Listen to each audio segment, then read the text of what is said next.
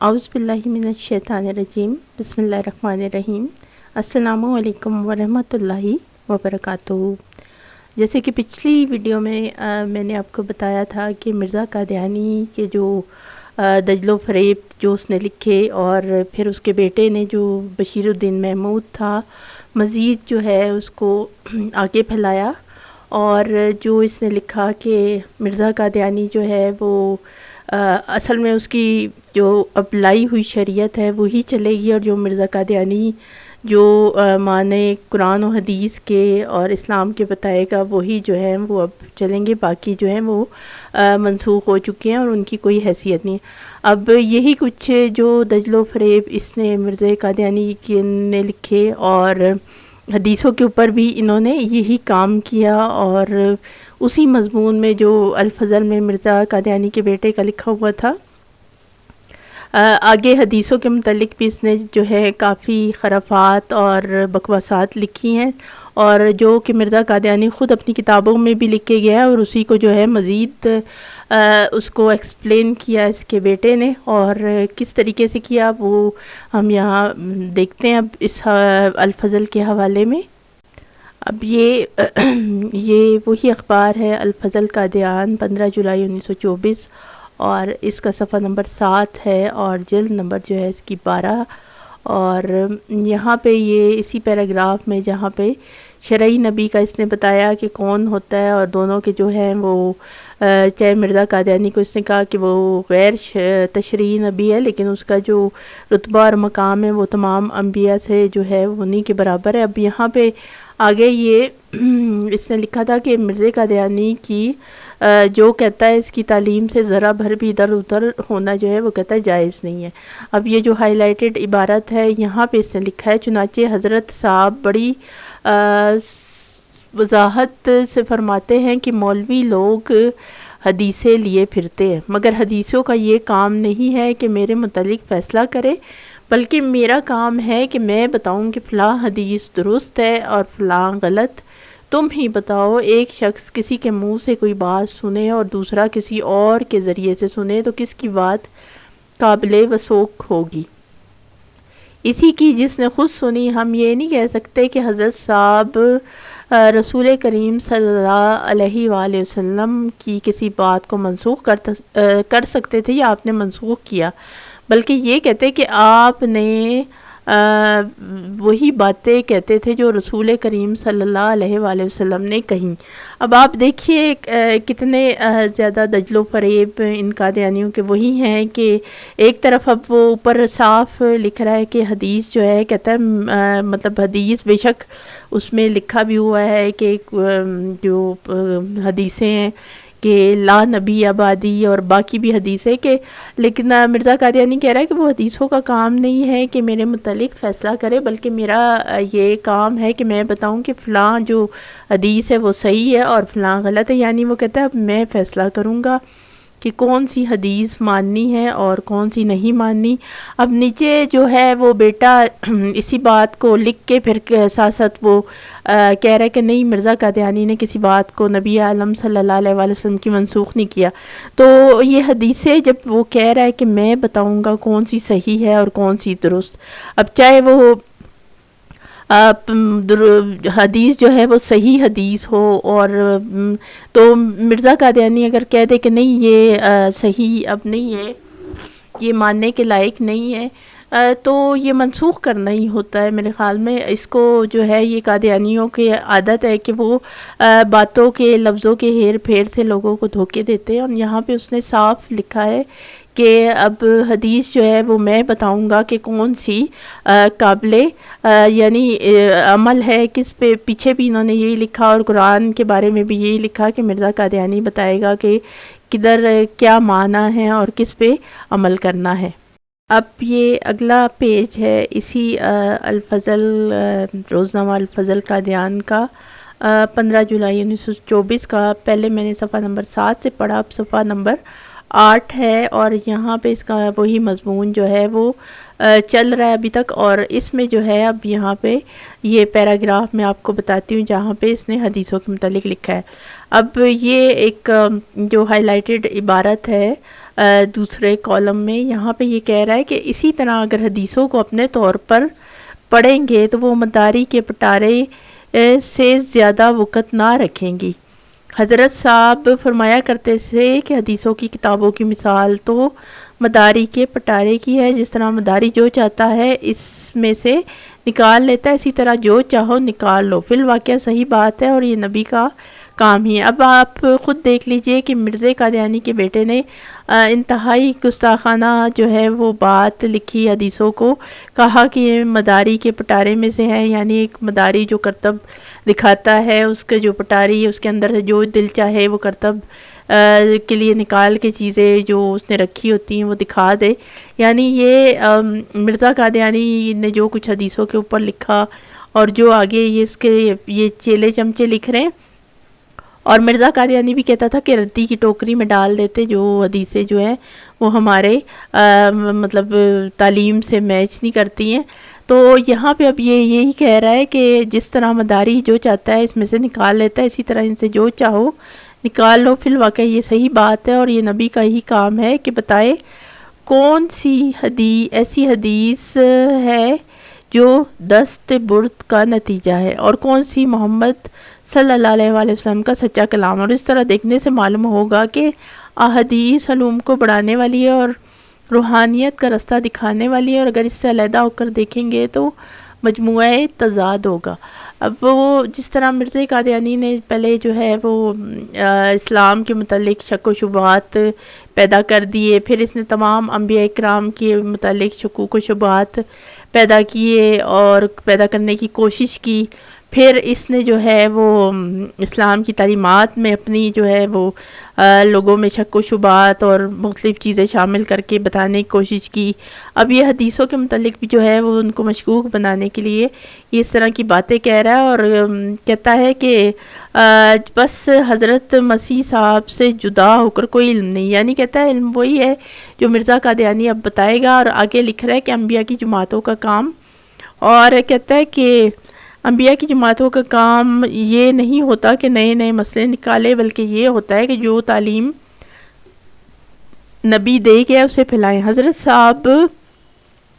امام ابو حنیفہ، امام شافعی، امام حنبل اور امام مالک نہیں ہے کہ ان کی طرح لوگوں نے آپ کو امام بنایا۔ آپ کو خدا نے امام بنایا اور آپ کے مقابل کوئی آواز بلند نہیں کی جا سکتی، اور کوئی یہ نہیں کہہ سکتا کہ امام ابو حنیفہ یوں کہتے ہیں اور میں یوں کہتا ہوں، کوئی یہ بھی نہیں اور کوئی یہ بھی کہہ سکتا ہے کہ امام حنبل یوں کہتے ہیں اور میں یوں کہتا ہوں، کوئی یہ بھی کہہ سکتا ہے کہ امام شافعی یوں کہتے ہیں اور میں یوں کہتا ہوں، اور کوئی یہ بھی کہہ سکتا ہے کہ امام مالک یوں کہتے ہیں اور میں یوں کہتا ہوں، بلکہ میں تو کہتا ہوں کوئی یہ بھی کہہ سکتا ہے کہ سارے امام یوں کہتے ہیں اور میں یوں کہتا ہوں، مگر کوئی یہ نہیں کہہ سکتا کہ خدا کا مسیح یوں کہتا ہے اور میں یوں کہتا ہوں۔ یعنی اس کا مطلب سارا جو لکھا ہے کہ کہتا ہے کہ وہ جو فقہ کے 4 جو امام ہیں وہ ان کے اوپر مطلب اعتراض آپ کر سکتے ہیں کہ انہوں نے یہ کہا تو یہ ایسا نہیں ہے، میں ایسا سمجھتا ہوں۔ یعنی کوئی بھی بندہ اٹھ کے جو ہے وہ اعتراض کر سکتا ہے۔ وہی بات آتی ہے کہ اس کا کام ہی یہی تھا کہ یہ جو ہمارے گزرے ہیں جو اللہ تعالیٰ کے نبی تھے، پھر ان کے بعد جو صحابہ اکرام تھے اور محدثین اور ائمہ، سب پہ جو ہے وہ اس نے اعتراض ان کو جو ہے کہتا ہے کوئی بھی اٹھا سکتا ہے، لیکن یہ جو مرزا قادیانی ہے اس کے اوپر کوئی نہیں اعتراض اٹھا سکتا، کیونکہ یہ کہتا ہے اس کو تو جو ہے اس نے کہا ہوا ہے کہ مجھے خدا کی طرف سے بھیجا۔ حالانکہ مرزا قادیانی کے تو اپنے پاس کوئی ثبوت ہی نہیں ہے کہ یہ اپنے آپ کو کوئی نبی تو دور کی بات ہے، کوئی عام سا کوئی وہ بزرگ کوئی ثابت کر سکتا، اس کے پاس تو کچھ بھی نہیں تھا ایسا۔ لیکن یہاں پہ مرزا قادیانی کا بیٹا جو ہے وہ یہ بڑی بڑی باتیں لکھ رہا ہے اور کہہ رہا ہے کہ مرزا قادیانی کی جو ہے وہ اب تعلیمات پہ عمل کرنا جو ہے وہ لازمی ہے۔ اب مرزا قادیانی نے خود کیا کچھ لکھا، یہ اس کی لکھی ہوئی تحریریں ہیں، ملفوظات جلد 1 ہے، اور اسی ملفوظات کے جلد 1 کے صفحہ نمبر 399 پہ مرزا قادیانی جو ہے احادیث کے متعلق یہ لکھ رہا ہے کہ یہاں پہ ہیڈنگ ہے میرے پاس آؤ اور میری سنو۔ کہتا ہے کہ میری حیثیت ایک معمولی مولوی کی حیثیت نہیں ہے، بلکہ میری حیثیت سنن انبیاء کی سی ہے، مجھے ایک سماوی آدمی مانو، پھر سارے جھگڑے اور تمام نزاعیں جو مسلمانوں میں پڑی ہوئی ہیں ایک دم طے ہو سکتی۔ جو خدا کی طرف سے مامور ہو کر حکم بن کر آیا ہے اور جو معنی قرآن کے وہ کرے گا وہی صحیح ہوں گے۔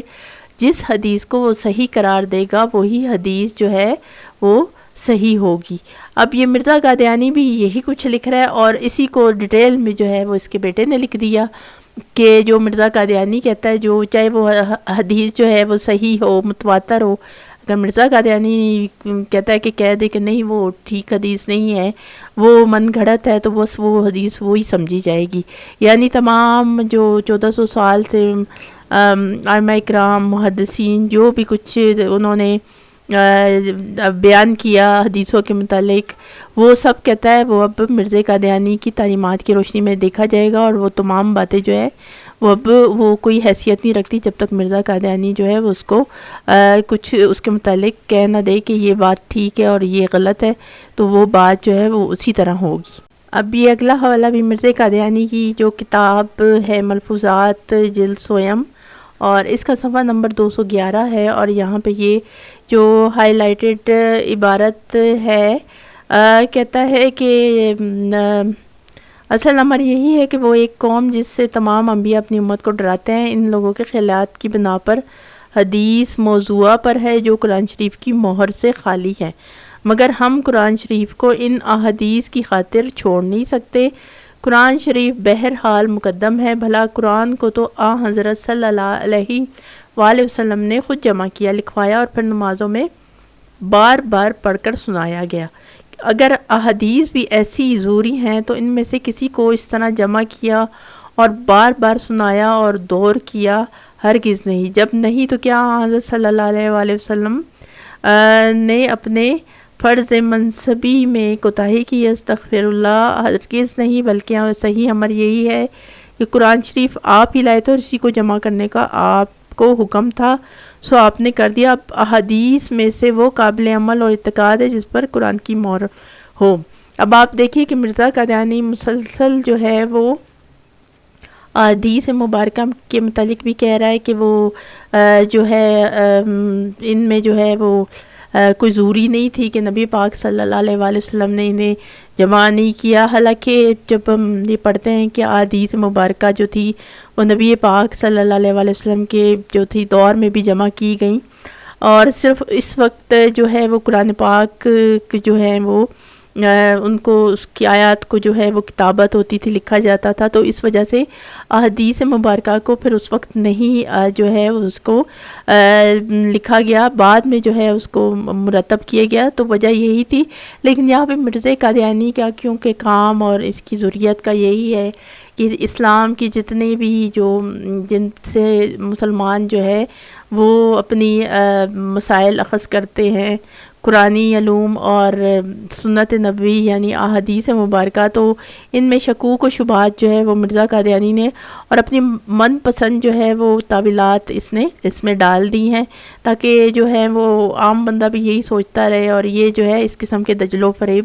اس کے بیٹے نے بھی لکھے، اور اس سے پہلے مرزا قادیانی خود بھی یہ چیزیں لکھ کے گیا ہے۔ اب یہ ایک اور حوالہ ہے جو مرزا قادیانی کی شیطانی کتاب ہے، شیطانی خزائن جلد 19، اور اعجاز احمدی رسالے کا نام ہے ضمیمہ نزول المسیح، صفحہ نمبر 140 پہ مرزا قادیانی کہتا ہے کہ پھر مولوی ثناء اللہ صاحب کہتے ہیں کہ آپ کو مسیح موعود کی پیش گوئی کا خیال کیوں دل میں آیا؟ آخر وہ حدیثوں ہی سے لیا گیا، پھر حدیثوں کی اور علامات کیوں قبول نہیں کی جاتی؟ یہ سادہ لو یا تو افطراء سے ایسا کہتے یا محض حماقت ہے، اور ہم اس کے جواب میں خدا تعالیٰ کی قسم کھا کر بیان کرتے ہیں کہ میرے اس دعوے کی حدیث بنیاد نہیں بلکہ قرآن اور وہ وحی ہے جو میرے پہ نازل ہوئی۔ ہاں، تائیدی طور پر ہم وہ حدیثیں بھی پیش کرتے جو قرآن شریف کے مطابق ہے اور میری وحی کے معارض نہیں، دوسری حدیثوں کو ہم ردی کی طرح پھینک دیتے ہیں۔ اگر حدیثوں کا دنیا میں وجود نہ ہوتا تب بھی میرے اس دعوے کو کچھ حرج نہ پہنچتا۔ اب دیکھ لیں کہ وہی بات ہے کہ مرزا قادیانی نے جو ہے حدیثوں کو کہہ رہا ہے کہ ردی میں پھینک دیتے، یعنی یہ ثابت کرنے کی کوشش کر رہا ہے کہ حدیثیں جو ہیں وہ کوئی اتنی اہمیت نہیں رکھتی، ان کا کوئی خاص وجود نہیں ہے، جو بس میں نے کہہ دیا، جو میں لایا ہوں وہی سب کچھ ہے۔ میں نے جیسے کہ آپ کو پہلے بتایا کہ مرزا قادیانی کا کام ہی جو تھا وہ ایک تو یہ تھا کہ مسلمانوں میں تفرقہ پیدا کرنا، مسلمانوں کے جو بنیادی عقائد تھے ان کے اندر رد و بدل کر کے اس نے جو ہے وہ اپنا ایک دین بنا کے پیش کیا، اور اس کو جو ہے وہ نام اسلام کا دیتا تھا۔ اور بار بار یہ مرزا قادیانی اور اس کے تمام حواری بھی یہی کہتے ہیں کہ ہم دین اسلام کو مانتے ہیں، نبی پاک صلی اللہ علیہ وآلہ وسلم کو آخری نبی مانتے ہیں، قرآن کو آخری کتاب مانتے ہیں، لیکن آپ دیکھیں کہ لکھا جو ہوا ہے مرزا قادیانی نے وہ بالکل اس کے متضاد چیزیں لکھی ہیں۔ نہ تو یہ جو ہے وہ انبیاء اکرام کو مانتے ہیں، نہ ہی نبی پاک صلی اللہ علیہ وآلہ وسلم کی ذات اقدس کو مانتے ہیں، اور نہ ان کو جو ہے وہ اسلام اور حدیثوں کو یہ بالکل نہیں مانتے، نہ ہی قرآن سے کوئی واسطہ ہے۔ تو یہ ان کی تحریروں سے ہمیں خود ہی پتہ چل رہا ہے، یعنی مرزا قادیانی جو ہے وہ اپنی خود کی جو ہے وہ تشریح اور تفسیر جو ہے قرآن کی اور حدیثوں کی جو ہے وہ اپنے سے بیان کرتا ہے، اور کہتا ہے بے شک وہ حدیث جو ہے وہ کتنی ہو صحیح حدیث ہو، لیکن اگر میں اس کو کہہ دوں من گڑت ہے تو بس اس کا مطلب ہے وہ قابل قبول نہیں ہے۔ اور تمام کہتا ہے جو مسائل کے حل ہے جو لوگوں کے، ان کا جو اب جو فیصلہ ہے وہ میرے بتائے ہوئے قوانین، یعنی جو قرآن کے متعلق اور حدیث کے متعلق میں بتاؤں گا اسی سے کیا جائے۔ تو یہ مرزا قادیانی کی وہ اصلیت تھی جو ان دونوں نے، جو ان کی تحریروں سے باپ بیٹے کی یہاں پہ دکھائی میں نے، اور پچھلے اس کے جو ویڈیو تھی یہ اسی کا دوسرا حصہ تھا، کیونکہ اسی الفضل کا جو تھا وہی یہ تھا 15 جولائی 1924 کا، وہی مضمون تھا جو چل رہا تھا۔ اور اسی مضمون میں اس نے اور بھی جو ہے بہت سی انبیاء کرام کے متعلق، یعنی حضرت عیسیٰ اور نبی پاک صلی اللہ علیہ وآلہ وسلم کے متعلق بھی ایسی گستاخانہ باتیں لکھی، وہ بھی اگلی ویڈیو میں آپ کے سامنے میں پیش کروں گی۔ اور جو ہے مرزا قادیانی کی یہ جو دھوکے فریب تھے وہ اسی طرح جو ہے وہ انشاءاللہ آپ کے سامنے ہم لاتے رہیں گے۔ ویڈیو کو لائک اور شیئر بھی کر دیجیے گا، اور چینل کو سبسکرائب کر لیجیے، اور اگلے حوالوں کے ساتھ اگلی ویڈیو میں حاضر ہوں گے۔ تب تک کے لیے السلام علیکم ورحمۃ اللہ وبرکاتہ۔